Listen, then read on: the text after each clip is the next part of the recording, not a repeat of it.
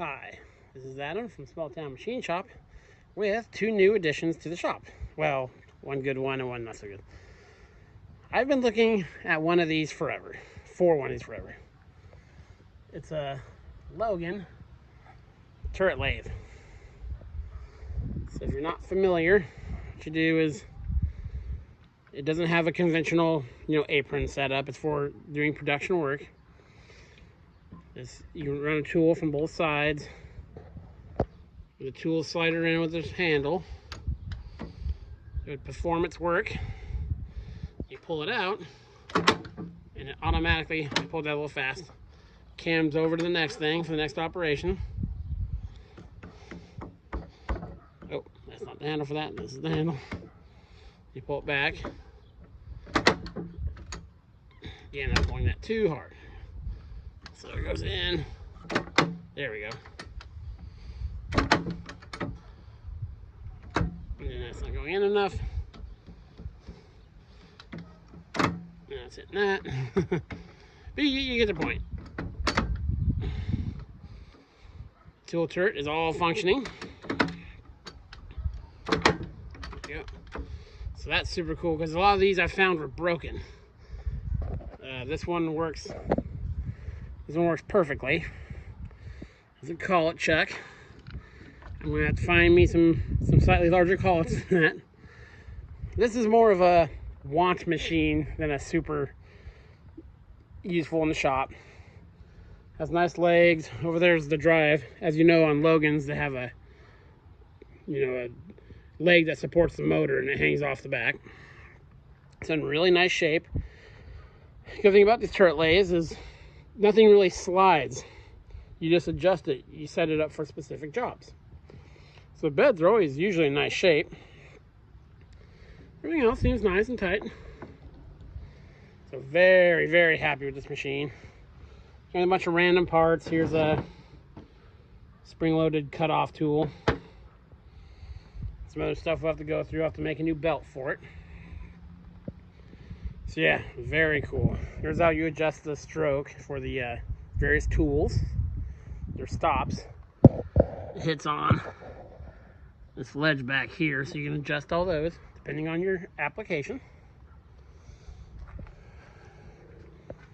Yeah, very cool. Very, very cool. And then I was there, I got this guy. It's an Logan. As you see, it's missing a few pieces. But he thinks he knows where they are. So he's going to try to find them next time he goes up there. Came with a Makita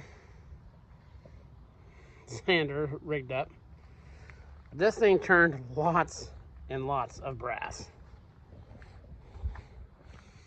Here's the back of it. Let's get a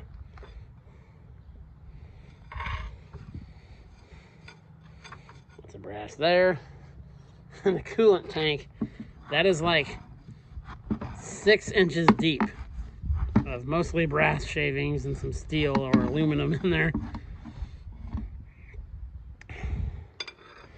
The guy I got this from said the guy he got it from used to make those waterproof match things with the compass on top that they sell at Cabela's.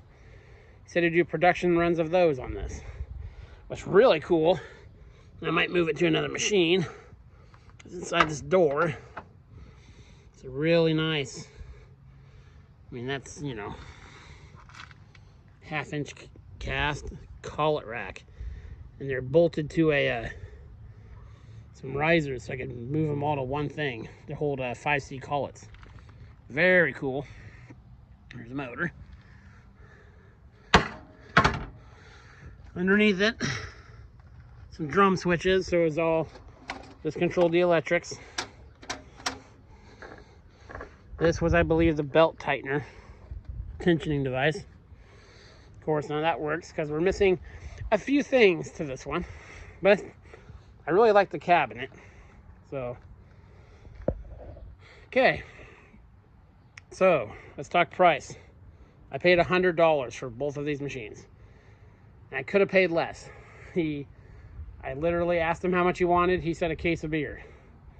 I gave him 100. That way, maybe when he goes to the place where he saw the parts, he might be more incentivized to actually look for them.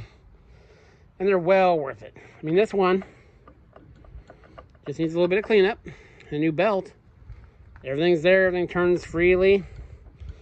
Everything stayed nice and protected because it's all oily from use. So basically, I got a functioning turret lathe for $100. So super awesome. This will find its way into the shop. Just a quick cleanup. Again, this is not going to be the, it's not going to be the super handiest thing to have in the shop.